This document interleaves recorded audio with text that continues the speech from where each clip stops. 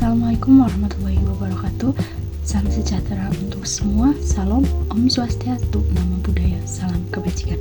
Perkenalkan, saya Zahra Syifa Nabila dengan NIM 4042505, program studi pendidikan bahasa Indonesia semester 2. Pada kesempatan kali ini saya akan mempresentasikan analisis etika dan profesi pendidikan pada kasus guru SD di Lubuk Linggau yang memukul siswa karena tidak hafal perkalian.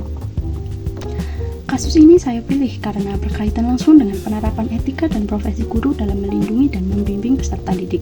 Pada Juli 2026, seorang guru SD di Lubuk Linggau diduga memukul beberapa siswa menggunakan mister kayu karena tidak hafal perkalian. Akibat tindakan tersebut, siswa mengalami luka dan kasus tersebut menjadi perhatian masyarakat serta dinas pendidikan. Peristiwa ini menunjukkan bahwa masih ada praktik pendisiplinan yang menggunakan kekerasan fisik. Padahal, sekolah seharusnya menjadi tempat yang aman dan nyaman bagi peserta didik untuk belajar dan berkembang. Pengertian etika profesi guru. Menurut Aisyah 2025, etika profesi guru merupakan seperangkat norma dan aturan yang menjadi pedoman perilaku guru dalam menjalankan tugas profesionalnya sehingga dapat membentuk karakter peserta didik secara positif. Guru tidak hanya bertugas mengajar, tetapi juga harus mendidik, membimbing, mengajar, serta melindungi peserta didik. Etika profesi berfungsi sebagai pedoman agar guru bertindak sesuai dengan nilai, norma, dan tanggung jawab profesinya. Guru harus menjadi teladan bagi peserta didik sehingga tindakan yang dilakukan harus mencerminkan yang baik dan mendidik. Selanjutnya, kode etik guru. Kode etik guru menjadi pedoman dalam menjalankan tugas secara profesional. Menurut Harahap 2025, kode etik berfungsi sebagai integritas, tanggung jawab, serta profesionalisme guru. Dalam kode etik tersebut, guru diwajibkan menghormati hak peserta didik, memberikan perlindungan, serta menghindari segala bentuk kekerasan baik secara fisik maupun verbal. Analisis kasus, menurut saya, tindakan guru yang memukul siswa karena tidak hafal perkalian tidak dapat dibenarkan dari sudut pandang etika dan profesi pendidikan. Sebagai pendidik profesional, guru memiliki tanggung jawab untuk membimbing, mendidik, dan melindungi peserta didik dengan cara yang humanis dan edukatif. Penggunaan kekerasan fisik sebagai bentuk pendisiplinan bertentangan dengan kode etik guru yang mengharuskan pendidik menghormati hak dan martabat peserta didik. Selain berpotensi menimbulkan trauma psikologis, tindakan tersebut juga dapat mengurangi rasa percaya siswa terhadap guru dan lingkungan sekolahnya. Oleh karena itu, guru seharusnya menggunakan pendekatan yang lebih mendidik seperti memberi bimbingan, motivasi, ataupun latihan tambahan. Tindakan memukul siswa tidak sesuai dengan kode etik guru. Yang pertama, tindakan tidak menghormati hak peserta didik. Yang kedua, menggunakan kekerasan sebagai bentuk disiplin. Yang ketiga, tidak menciptakan lingkungan belajar yang aman. Guru memang berhak memberikan disiplin kepada siswa, tetapi disiplin harus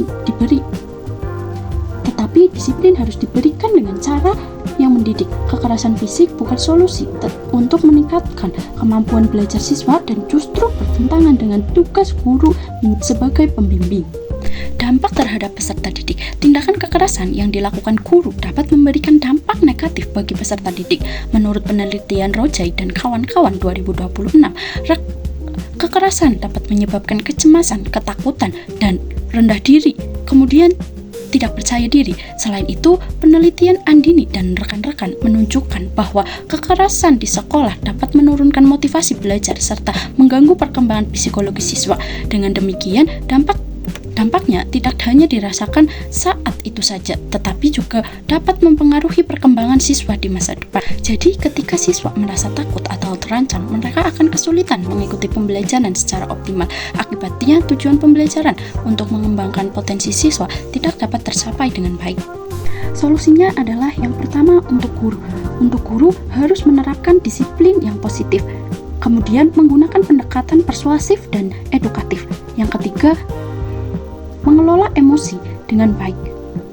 Kemudian bagi sekolah harus mengadakan pelatihan etika profesi guru, kemudian memperkuat wawasan terhadap proses pembelajaran, memperkuat pengawasan terhadap proses pembelajaran, kemudian mengoptimalkan layanan bimbingan dan konseling.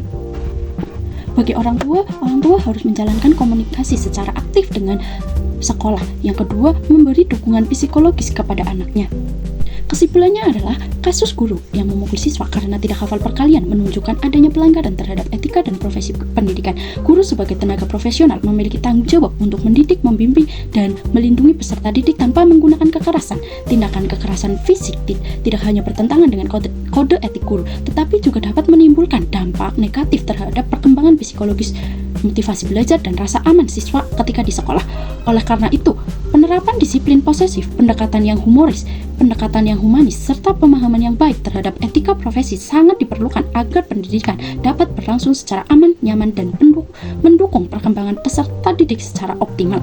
Sekian video presentasi dari saya. Terima kasih. Wassalamualaikum warahmatullahi wabarakatuh.